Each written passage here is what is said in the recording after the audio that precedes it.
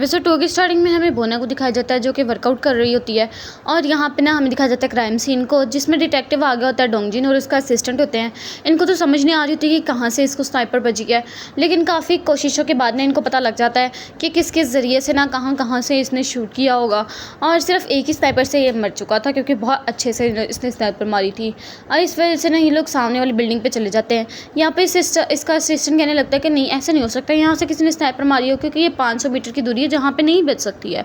तो यहाँ पर ना डोंगजिन कहने लगता है कि नहीं, मारी तो यहीं से ही है और मुझे लगता है ये किंगफिशर का ही काम है। इसके बाद हमें दिखाया जाता है कि ना बोना और टाइसन आ गया होता है अपनी बेटी को लेने के लिए। यहाँ पे सारी औरतें कह रही थी कि देखो ज़रा टाइसन कितना ज़्यादा हैंडसम है। बोना तो बहुत ज़्यादा खुशनसीब है कि उसको इतना हैंडसम बंदा मिला है। और यहाँ पे बोंगपाल को दिखाया जाता है जो कि वर्क पे जा रहा था, लेकिन एक बुरी औरत ना मतलब सामान बेच रही थी तो उसको ज़बरदस्ती लेना ही पड़ता है, ख़रीद लेता है उसको। इसके बाद दूसरी टीम का टीम लीडर इसको देख लेता है, हान। वो तो पहले भागना जा रहा था लेकिन ये उसको बुला ही लेता है। और इसके बाद ना यहाँ पे दिखाया जाता है आहिस्ता आहिस्ता करके ना इसके सारे कोलीग्स भी अंदर ही आ गए होते हैं बोंगपाल के। ये कह रहे होते हैं कि देखो ज़रा कितने ज़्यादा लूजर्स हैं सारे, तुम लोग को ज़्यादा से ज़्यादा मेहनत करनी चाहिए यार। और यहाँ पे ना गुस्से में बोंगपाल इसके ऊपर ना सब्जियाँ ही रखने लग जाता है। और इसके बाद हमें दिखाया जाता है टाइसन को जो कि ना अपनी मतलब कि रिकॉर्डिंग देख रहा होता है, जिसमें जो कि इसने रिकॉर्ड की होती है बुसान जाके। और यहाँ पे हमें दिखाया जाता है वही लास्ट वाला सीन जो हम लोगों ने एपिसोड के लास्ट में देखा था, जिसमें ना वो इसकी न्यूज़ आ गई होती है कि किस तरह बॉम्ब ब्लास्ट हुआ है और यहाँ पे किस तरह स्नाइपर से किसी ने एक बंदे का कत्ल कर दिया है और अब उसका कुछ भी पता नहीं लग पा रहा है। तो यहाँ पे लोग कह रहे होते हैं कि देखो ये किंगफिशर नहीं किया होगा। इसका बॉस जो होता है ना वो कहने लगता है कि तुम दोबारा से किंगफिशर के ऊपर ही मतलब कि देखने लग जाओ, उसके ऊपर इन्वेस्टिगेशन कर दो। तो टाइसन कहने लगता है कि नहीं, मैं दोबारा से ऐसे नहीं करूँगा, मैं ऑलरेडी ही किसी के बारे में इन्वेस्टिगेट कर रहा हूँ और वो ड्रग का बहुत बुरा काम करते हैं, तो मैं अब उसी को ही इन्वेस्टिगेट करूँगा, मैं दोबारा से किंगफिशर के मामले में नहीं पड़ूंगा। तो वो वहाँ से उठ के चला जाता है और यहाँ पे आके दोबारा से न्यूज़ देख रहा होता है। और यहाँ पे सारे कह रहे थे कि आपको तो दोबारा से किंगफिशर के पास जाना पड़ेगा। तो ये ना यहाँ पे देखते हैं बॉम्ब ब्लास्ट की न्यूज़ सारी इसके कुलीग। तो यहाँ पे हमें पता लगता है कि इसको इसी ने ही मारा था, यानी कि बॉम्ब ब्लास्ट एक कोई एक्सीडेंट नहीं था बल्कि इसी ने ही ख़त्म किया था। और यहाँ पे हमें टाइमिंग को दिखाया जाता है जो कि ना इनकी टीम का होता है और जितने भी ये वेपन्स यूज़ करते हैं ना बोना, वो सारे के सारे वेपन्स यही बनाता है। इसके बाद ना ये यूल से वीडियो कॉल कर रही होती है, तो इसको पता लगता है ना कि वीडियो कॉल कर रही है, तो सारे लोगों को छुपना पड़ जाता है और ये किसी तरह के वीडियो कॉल ख़त्म कर देती है। इसके जो लीडर्स होते हैं ना डोंगजिन के, वो उसको बता रहा होता है कि ये सारा काम किंगफिशर का है, लेकिन कोई भी इसकी बात नहीं मान रहा होता है। इसको ना टाइसन कॉल करता है लेकिन ये नहीं उठाता, लेकिन टाइसन इसे मिलने आ जाता है। पहले तो ये लोग बात वगैरह करते हैं लेकिन ये थोड़ी देर बाद ही ना एक दूसरे को मारने लग जाते हैं। डोंगजिन कहने लगता है कि तुम्हें अपनी तरफ से ट्रीट देनी पड़ेगी और हमें पता लगता है कि काफ़ी ज़्यादा अच्छे वाले दोस्त हैं।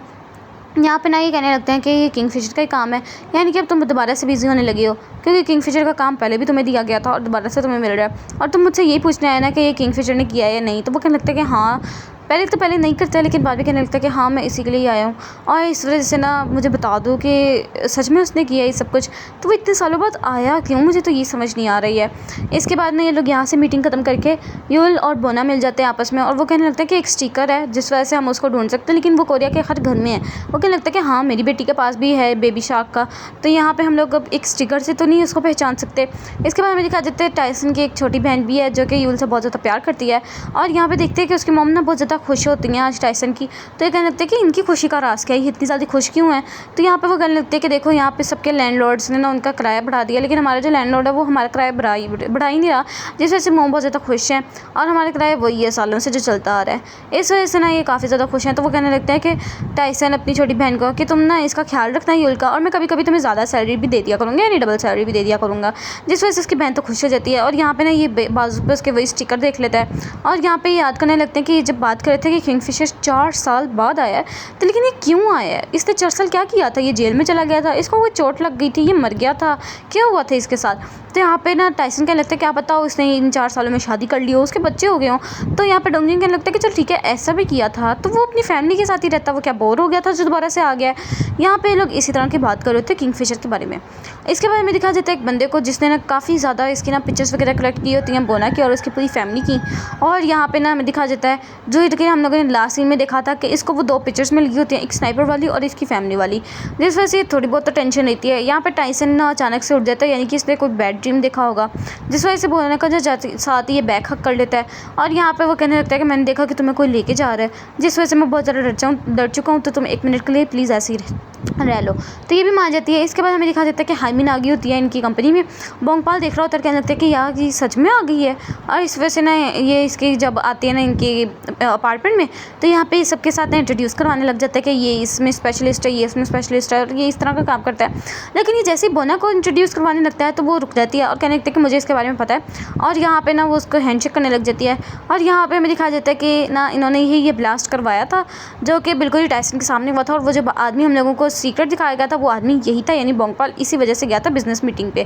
तो ये जाते जाते ने इसके साथ बोना के साथ शेक कर लेती है, हैंडशेक कर लेती है। और यहाँ पे हमें टाइसन को दिखाया जाता है, जो कि उसको कह रहा था कि ना ये जो सब काम हुआ है ना वो एक्सीडेंट हुआ है, ठीक है, क्योंकि पुलिस वाले कहने लग जाते हैं कि ये सब एक्सीडेंट है, किसी ने किसी को नहीं मारा।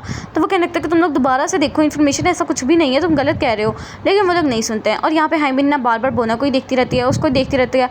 और यहाँ पे ना अपनी बेटी युल से बात कर लेती है। तो ये लोग सोचते हैं कि हम लोग ना मस्त पार्टी वगैरह करने के लिए चलते हैं और ना इंजॉय करने चलते हैं। तो ये भी मान जाती है।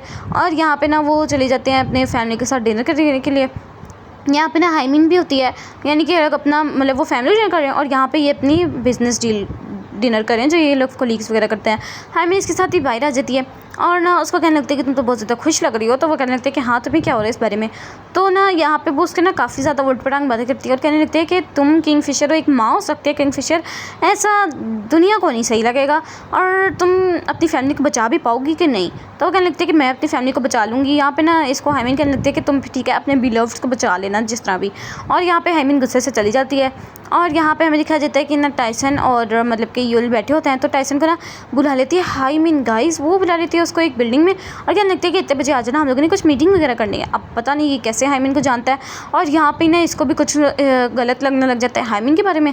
और यहाँ पे ना ये लोग कुछ निकाल रहे होते हैं, इसका जो यंग डो कोलीग होता है ना वो भी निकाल लेता है। कहने लगता है कि तो हाइमिन गलत लड़की है, यानी कि ये तो बोना के लिए कुछ गलत करने लगी है। वो जैसे बोना को बताने लगता है वो कहने लगता है कि मुझे पता है इस सब के बारे में, तुम जल्दी से पता करो कि हाइमिन है कहाँ इस टाइम। वो उसके ना हस्बैंड की पिक्चर भेजती है और कहने लगती है कि तुम्हारे पास सिर्फ 8 बजे का टाइम है, जल्दी से अगर तुम बचा सकती हो इसको तो बचा लो। तो इस वजह से ना ये काफ़ी ज़्यादा टेंशन में आ जाती है और किसी तरीके ना ये हाइमिन के पास चली जाती है। और बाद में इनको पता लगता है कि इसका नाम हाइमिन नहीं, इसका नाम असल में सांगे है। और ये वही लड़की है कि जिसका डैड को इसके बोना ने इसके सामने ही मार दिया था और मैरी क्रिसमस लिख कर नहीं गई थी किसी के लिए एपिसोड 1 में। ये वही लड़की है जो कि वापस आ गई अपना बदला लेने के लिए। और यहाँ पे हाइमिन के पास फ़ौरन से पहुँच जाती है वो और गन इसके सामने कर देती है और वो ना उसको डरा देती है। तो वो कहने लगती है कि तुम्हारे हस्बैंड को मैंने एक ड्रग दे दिया है और उसके साथ ये सब कुछ होगा, उसको बता देती है। और कहने लगती है कि उसका एंटीडोट मेरे पास है जो कि सिर्फ और सिर्फ तुम्हें मुझसे मिलेगा, लेकिन मैं तुम्हें वो दूंगी नहीं। तो यहाँ पे वो गुस्से में आके ना वो ड्रग खुद भी पी लेती है और कहने लगती है कि तुम्हें अगर मेरे हस्बैंड को मारना है तो तुम्हें मुझे भी मारना पड़ेगा। जो कि सब कुछ देख के ना हाइमिन बहुत ज़्यादा शौक हो जाती है। और बस इसी सीन के साथ एपिसोड 2 यहीं पे एंड हो जाता है। वीडियो अच्छी लगी तो लाइक करना, चैनल को सब्सक्राइब करना। मिलता है नेक्स्ट अमेजिंग से एपिसोड में, तब तक के लिए अल्लाह हाफिज़।